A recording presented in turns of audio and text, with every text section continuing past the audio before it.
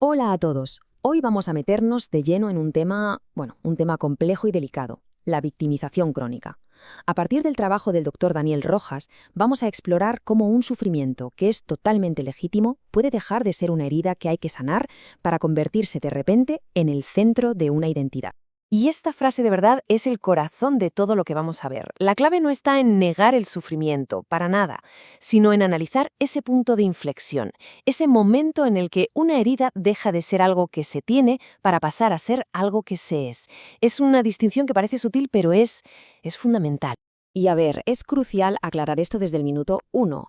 El objetivo de este análisis no es, para nada, invalidar el sufrimiento real de nadie. Todo lo contrario, se trata de entender una dinámica psicológica que, muchísimas veces, atrapa a la persona en un círculo del que es pero que muy difícil salir.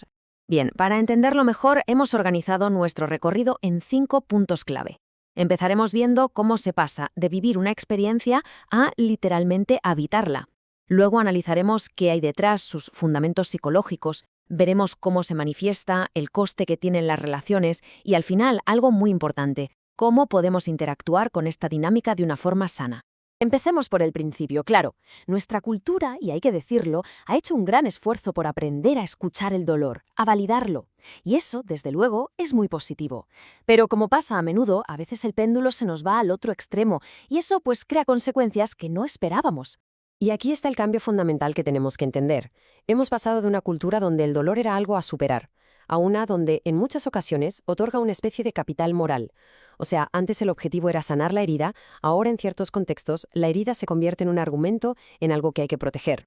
Esta idea es clave. Cuando el sufrimiento empieza a generar beneficios, ya sea atención, una posición de autoridad moral o incluso poder en las relaciones, su función se transforma.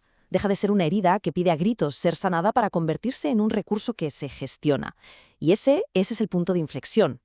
Vale, pasemos ahora a ver qué es lo que sostiene toda esta estructura.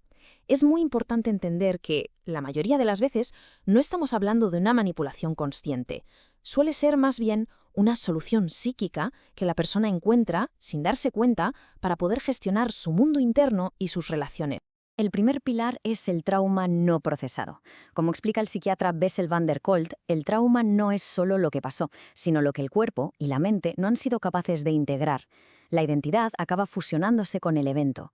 Y el daño, pues, el daño deja de ser un capítulo para convertirse en el libro entero. El segundo pilar es lo que Heinz Kohut llamó narcisismo vulnerable. A diferencia del narcisista grandioso que todos imaginamos, aquí el yo se siente frágil, herido, y necesita constantemente que lo vean. El sufrimiento se convierte, de hecho, en la única forma de regular esa sensación de fragilidad y de sentirse existente para los demás.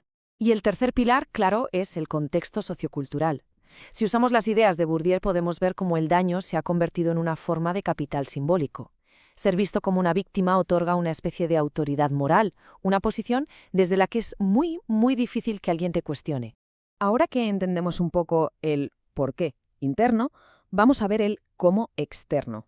Porque la victimización crónica se manifiesta sobre todo a través de un relato muy particular. Este relato funciona como una auténtica fortaleza. Todo encaja a la perfección y cada nuevo evento que ocurre solo confirma esa narrativa de injusticia. Un ejemplo muy claro fue el de un político chileno que afirmó tener cáncer. Cuando se demostró que era falso, el guión no se rompió, simplemente se adaptó. Pasó de ser víctima de una enfermedad a ser víctima de un ataque mediático. Esto ilustra la increíble plasticidad que tiene este tipo de relato.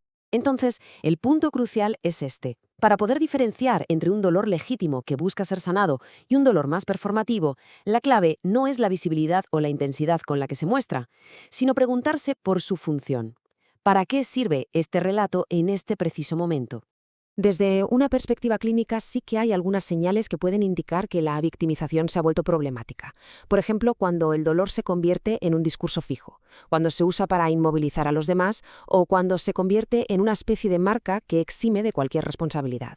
Y de nuevo, el tono aquí es clínico, no moral. Claro, esta dinámica no ocurre en el vacío, tiene un impacto enorme en las relaciones personales. Vamos a ver cómo se manifiesta esto en los vínculos más cercanos. Esto se ve muchísimo en relaciones de pareja, por ejemplo. A menudo, el trauma del pasado no se trae a la conversación para ser sanado, sino para ser utilizado. Se convierte en una especie de rehén emocional. El mensaje, más o menos, es: Si me pones un límite o me dejas, estás confirmando el abandono que siempre he sufrido. Y claro, esto atrapa a la otra persona entre la culpa y la compasión. Y luego hay una forma que es más sutil, el acreedor moral. Es esa persona que, sin haber vivido una gran tragedia visible, siente que la vida ha sido injusta con ella y que, por tanto, los demás le deben algo. Su demanda constante de atención y de concesiones no la ve como una manipulación, sino como un derecho justo, lo que al final desgasta las relaciones de una forma tremenda. Y con esto llegamos a la parte práctica. ¿Cómo se interactúa con alguien que está atrapado en esta dinámica sin quemarse en el intento? O peor, sin volverse cómplice. La clave es pensar en estos principios como formas de autocuidado, no como recetas para cambiar al otro. Aquí están las 3 distinciones que son fundamentales. Se puede ser empático con el dolor de alguien sin tener que justificar sus acciones.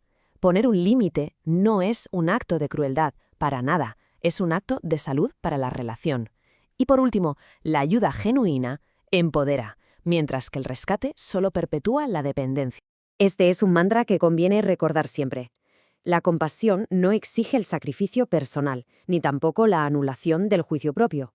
Es perfectamente posible entender y acompañar el sufrimiento de otra persona sin perderse uno mismo en el proceso. Y con esto llegamos a la conclusión. La curación real no pasa por olvidar o por minimizar lo que ocurrió, no, pasa por un proceso mucho más profundo, desmontar la identidad que se construyó sobre esa misma herida. El sufrimiento es, sin ninguna duda, una parte inevitable de la experiencia humana. Puede ser el catalizador de un cambio profundo, de una mayor autoconciencia, de resiliencia, pero el objetivo final es transitarlo, procesarlo e integrarlo para poder seguir adelante. Cuando el dolor se convierte en el lugar donde se vive, el crecimiento sencillamente se detiene. Así que para terminar queda una reflexión, no para juzgar a los demás, sino para una introspección honesta, ante las propias heridas, qué parte de la energía se dedica a sanar y qué parte, quizás sin darnos cuenta, a construir una identidad a su alrededor. La respuesta a esa pregunta puede ser muy reveladora. Gracias por habernos acompañado.